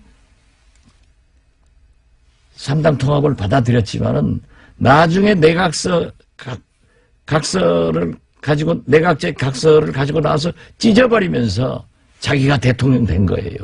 그렇지만은 DJ보다 YS가 먼저 대통령 됐지만은 역사는 YS는 실패한 대통령, DJ는 오늘날 어떻게 세계적으로 평가를 받고 있습니까? 이게요, 그렇게 욕심낸다고 해서 영린하면 안 됩니다. 기득권 세력, 구태 세력이 어쨌든 대표님도 포함되는 것 같긴 합니다. 지금 나가라는 얘기 아닙니까, 이거? 몽땅 호남 출신 중진들, 예. 자기에게 반대하는 사람들은 다 기득권 나가라. 구태 세력. 예. 구태 세력. 이 표현 이 구태가 뭡니까? 구태라고 하는 것은 진짜 이게 신태가 구태 잡아먹고 있어요. 그래.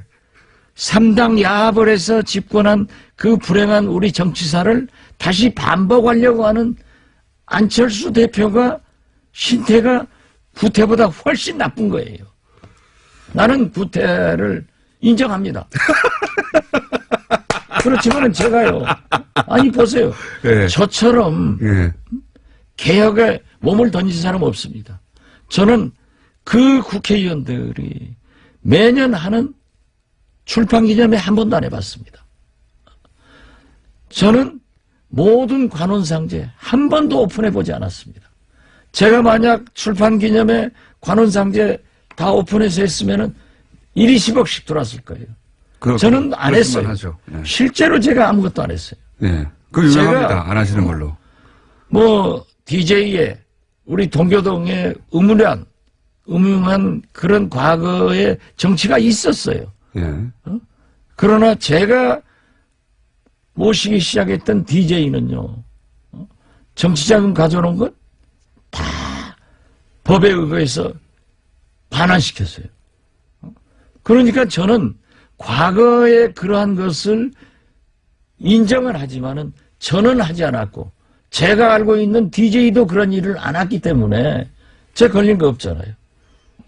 저를 검찰에서 정권에서 다 잡아넣으려고 했지만 항상 저는 승자였지 패자는 아니었어요. 뭐가 구태입니까? 좋은 구태는 지켜나가야 되고 신태, 더 나쁜 짓 하는 것은 악태지. 오늘 제가 박지원 대표님 오래 알았는데 이렇게 눈에서 살기가 거의 살기 수준으로 초롱초롱. 원래 선거하실 때 모든 사람이 피곤해하실 때 박지원 대표님은 선거만 하면 나는 힘이 나 하시는 분이거든요. 아, 그렇죠. 네. 근데 그 이상의 아주 그냥 에너지가 그냥 뿜뿜뿜 나오고 있습니다. 유창선 박사가 SNS에 글을 올리는 걸 읽어보니까 예. 박지원하고 안철수하고 그렇게 가까웠다. 안철수 대통령 그랬죠. 후보 때 예. 그렇게 헌신적으로 박지원이라고 하는 그랬죠. 그건 불과 몇 인정합니다. 개월 만에 예. 이렇게 헤어지는 것은 잘해준 사람한테 그렇게 하는 안철수의 인격이 의심스럽다는 정도로 글을 쓰셨더라고요. 그분도 안철수 대표의 지지자였는데. 그렇죠. 예. 그런데 좀 싫은 소리 하면 딱 끊어버리는 거예요. 그러니까 지금 대표님은 이것을 과거에 이제 3당 야합의 반복이라고 보시는 거죠? 당연히 그렇죠. 저는 처음부터 이건 3당 야합의 길로 가는 거고 제2의 YS의 길을 간다. 예. 이렇게 보고 있습니다. 그래서 그리고 이제 안철수 보수하고 손잡으려고 대표는 한다 이렇게 보시는 거고. 진보 쪽으로 와서 대통령 돼보려다가 예. 안 되니까 중도, 극중주의, 뭐 공화주의 이름도 잘 져요. 자꾸 옮겨가더니 이제는 적폐 세력과 손을 잡고 보수 야합을 해서 합당을 해서 집권의 길로 간다고 하지만은 역사의 흐름은 한 단면을 잘라서 보면은 아주 지저분하지만 전체의 흐름은 도저히 좋은 방향으로 흘러갑니다. 안 됩니다. 그리고 자기가 얘기하는 통합, 합당도요, 전당대회에서 에러서 절대 안 됩니다. 전당대회는 왜 안 됩니까, 근데? 전당대회는 지금 전당원 투표를 해서, 전당원 투표는 안철수 대표가 유리하다고 생각하니까 하자는 거겠죠? 해서 거기서 통합 방향으로 여론이 우세하게 나오면, 그런 다음에 전당대회를 열어서 밀어붙여서 이제 통과시키겠다는 거잖아요. 그렇죠. 전략은. 예. 자기가 자기 머리만큼 상대도 좋아요. 네, 박지원 대표님 머리 좋습니다. 저 못 당해요. 그러나 오늘 당무회의 한다는데 당무회의는 당권파가 다 잡고 있잖아요. 지명직을 안 했고 네. 당연직만 하고 있기 때문에 당직자건 예. 뭐 최고위원이건 사무총장이건 다 가지고 있는 거예요. 예. 통과될 거예요. 당연히 통과되겠죠. 그리고 또 당원 투표를 하더라도 예. 이게 안철수 당이기 때문에 예. 된다고요. 호남에서 모르지만 다른 지역에서 또 우세하겠죠. 아니 네. 수도권에서도 어렵죠. 네. 그렇지만 근데 전체적으로 보면 될 수 있다. 전체적으로 보면 될 수 있는데 네. 왜 전당대회를 하려고 하느냐 네. 하면은 전당대회는 대표당원을 지역위원회에서 선출하게 돼 있습니다. 한 10,000명 되지 않습니까? 예. 네. 그렇기 때문에 우리 현역 의원은 자꾸 호남 의원, 예. 호남 중진하는데 예. 호남에 23명이 있고 예. 비호남권에 4명밖에 없어요. 네네. 4명이야 5명 뭐. 그렇기 때문에 그리고 전부 원외위원장들 아니에요. 대부분 원외위원장이죠. 90%가 원외위원장이죠. 예. 거기에서 대표당원들이 오기 때문에 그러니까요. 될 수 있다. 이렇게 하지만은 한마디로 말해서 호남 지역은 불리하지만 다른 원외 위원장들은 대표장관을 그쪽에서 뽑으니까 틀림없이 그쪽에서는 통합하라고 하는 사람들을 많이 뽑아서 보낼 또 테니까. 호남에도 예. 20% 지지 세력이 그러니까요. 있죠. 그래서 합쳐서 안철수 당이니까. 그러나 그 전당대회를 소집하는 절차 예. 그리고 진행 예. 이런 것에서 그렇게 용이하게 안 됩니다. 저는 전당대회는 절대 열 수가 없다. 그렇게 보십니까? 그렇게 보면은 안철수 대표는 공중으로 날아갑니다. 전당대회는 대표님이 아시는 절차나 실제 진행 방식이나 혹은 그 인원의 규모나 여러 가지 사정상 전당대회까지 가는 것조차 어렵다 이렇게 보시는 거죠? 그렇습니다. 예. 정치를 많이 하시는 분이니까 눈에 이렇게 아니, 훤히, 그리고 훤히 보입니까 이게? 안철수 대표가 예. 그렇게 보수 대야합 합당하고 싶으면 나가서 해야죠. 왜 나무집에서 하려갑니까? 아니 스님이 절이 싫으면 절이 떠납니까? 스님이 떠나셔야지. DJ도 YS하고 있을 때 싫으니까 나와서 창당했잖아요. 예. 이것이 정치사고 이것이 인간 만사고 도리입니다. 내가 싫으면 나가서 하지. 데리고. 호남의 유권자들은 필요한데 호남에서 안철수 대표의 이 지금 합당 시도를 반대하는 사람만 당을 나가달라는 거죠. 안철수 대표는. 근데 당을 나가실 생각이 없는 거죠. 아니 예. 주식회사 회장도 대표이사도 마음대로 못합니다. 주주의 승인을 받아야 돼요. 예. 이게 주식회사가 아니에요. 장사꾼이 하는 게 아니에요. 안랩이 아니에요. 이게 무슨 CEO도 주면 못해요. 그러면은 이 정도의 지능을 가지고 이건 말이 아니에요. 오늘 많은 단어가 새로 나옵니다. 그리고 DJ를 말할 자격이 없어요. 안철수는. 이거 없습니까? 어제도 얘기했던데요. 김대중 안철수 교수는. 대표가 마치 DJ를 이어가는 것 같은데 예. DJ는 보수 야합 합당을 거부했습니다. 이걸 3당 당시에 3당 합당과 같은 선상에서 보시니까 그걸 거부했던 김대중을 어떻게 거론하느냐? 그렇죠. 그리고 햇볕 정책으로 한반도 평화를 유지하고 전쟁을 억제하자는 정책을 썼습니다. 상대방 통합 상대인 유승민 대표는 이해창 박근혜 비서실장을 했습니다. 이 국정농단 사건에 대해서 대국민 사과나 통렬한 반성도 없었습니다. 그리고 유승민 대표가 사부로 삼고 있는 이해창 전 총재님은 지금도 김대중 대통령을 대통령으로 인정하지 않고 김대중 씨 운운하면서 대북 강경정책 상호주의를 주장하고 있지 않습니까? 그렇다고 하면은 아버지 보면 아들 보이는 거 아니에요. 여기하고 어떻게 이런 분들하고 같이 합니까? 그리고 지금까지 보면은 유승민 대표하고 안철수 대표를 비교하면은 족탈불급입니다. 지난 대통령 선거 때 TV 토론 안 봤어요? 유승민 대표한테 질질 끌려다니잖아요. 그래서 지금도 통합이니 합당이니 하지만은 유승민 대표에게 바른정당에게 끌려다니고 압도당하고 정체성도 가치관도 결국 그쪽 따라가면서 갈 거예요. 어제 JTBC 이걸 빤히 보이는데 왜 내가 왜 우리가 거길 따라가느냐? 따라가느냐. 예. 그러니까 그렇게 하고 싶으면 나가서 해라. 그러나 저는 지금 바른정당 입당하라는 겁니까? 뭐 입당을 하든지 통합을 하든지 그건 알아서 하고 저는 지금도 그래요. 안철수 대표에 대한 애정이 있기 때문에 나는 안철수를 반대하는 게 아니다. 통합, 야합, 합당을 반대하는 겁니다. 이제는 안철수 대표도 반대하시는 것 같은데, 이제는. 이제 쌓여갑니다. 실제로 어제 JTBC 여론조사가 하나, 어제 보도가 됐던데, 합당을 하고 나서 당 지지율이 올라간다는 수치도 있지만, 그 합당했을 때 당대표가 누가 더 어울리냐는 유승민 대표가 더 맞다고 하는 수치가 훨씬 높더라고요. 그게 국민 생각이라니까요. 제가 오늘 얘기한 게 아니고 네. 그 족탈불급이라는 것도 오래전에 얘기했어요. 적당불급. 그건 안 되는 거예요. 그리고 보세요.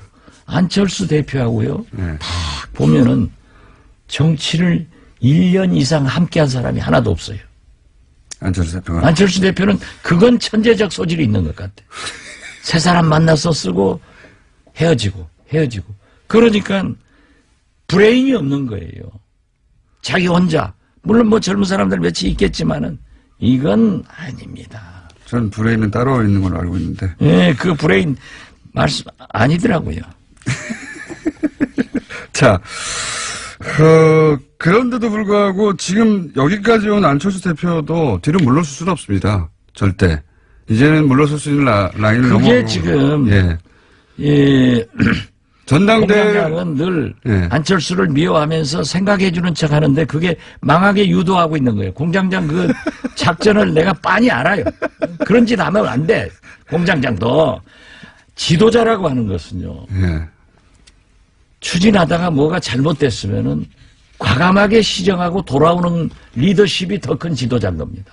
아니, 그러길 바라시겠지만, 대표님도 아시잖아요. 제가 미워하는 게 아니고, 안철수 대표는 돌아올 수 있는 선을 넘어가서 못 돌아옵니다, 이제. 그러니까 계속 가야 되는 거잖아요. 그건 공장장 희망사항이고, 제가 볼 때는. 대표님 희망사항 아니에요? 돌아온다는 통합이고 게? 합당이고 안 되기 때문에, 네. 저는 안철수를 반대하는 게 아니라, 이게, 그러면 안 돼요. 분열하면 안 돼요.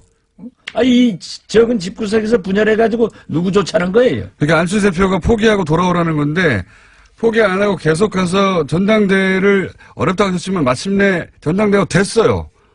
전당대회가 돼서 거기서 이제 실제 개표를 해보니까 합당하라라고 나왔어요. 그럼 어떻게 합니까? 아니, 예.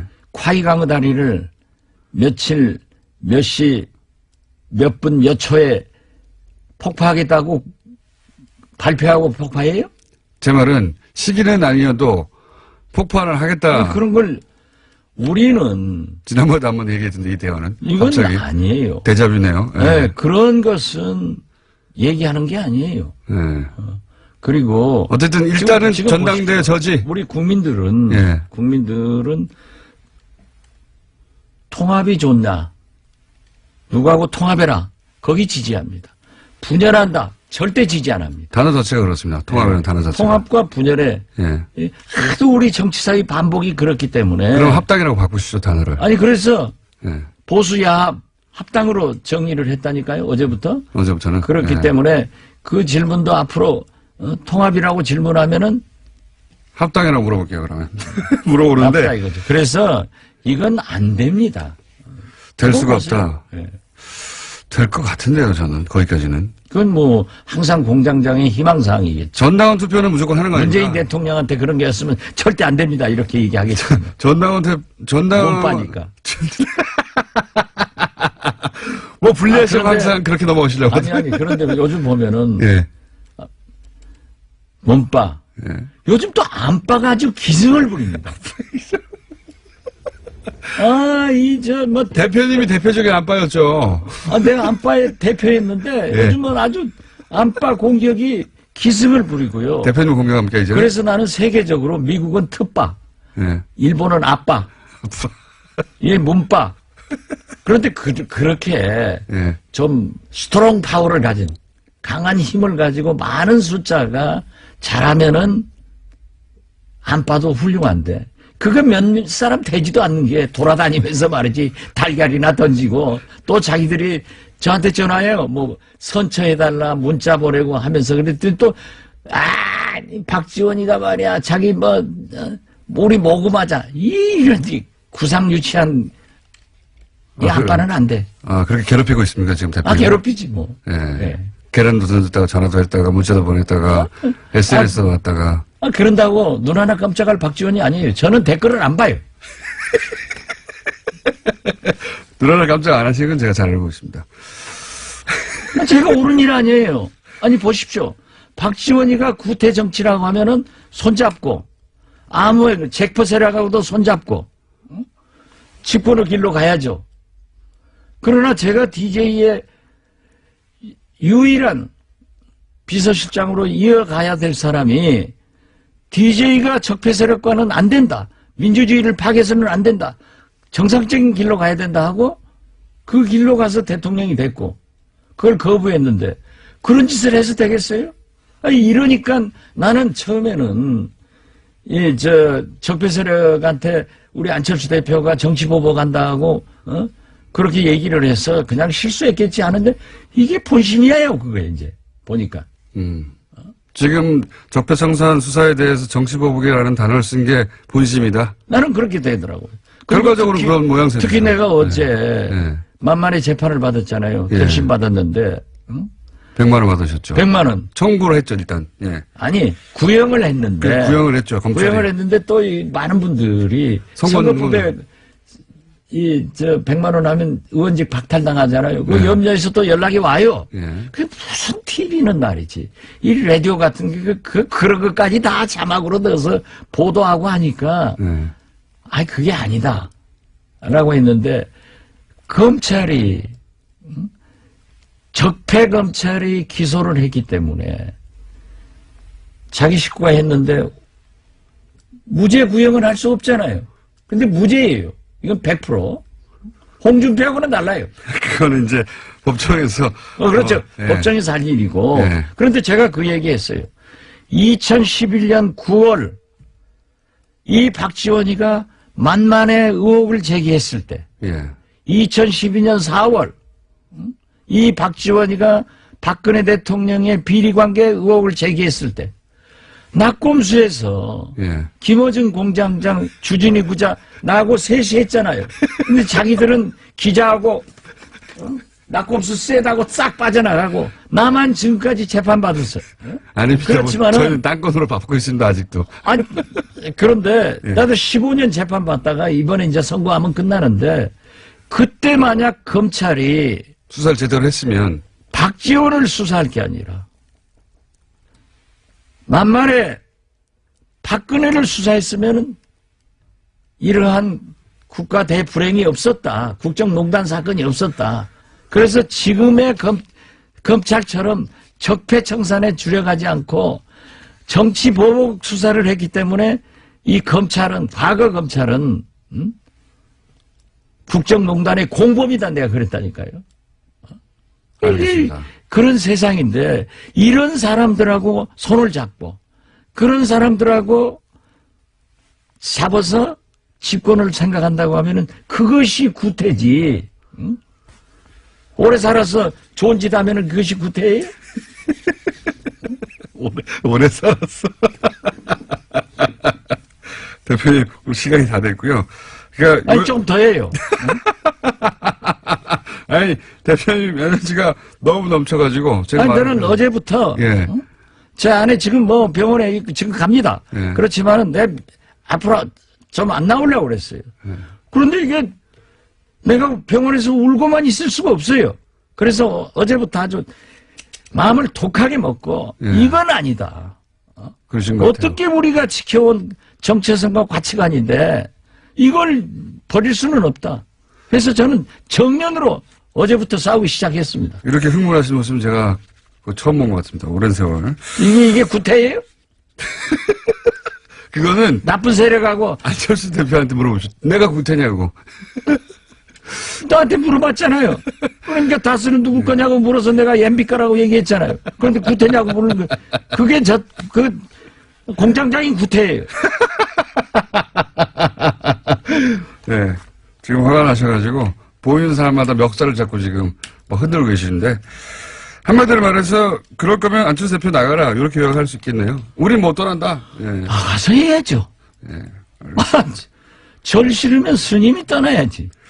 저를 알겠습니다. 어떻게 지금까지 열받은 박지원 전 대표였습니다. 감사합니다. 정치 구단주. 정치구단 박시현 전 대표였습니다. 다음부터는 그렇게 명명해 주세요. 알겠습니다. 감사합니다. 흥분해서 미안합니다.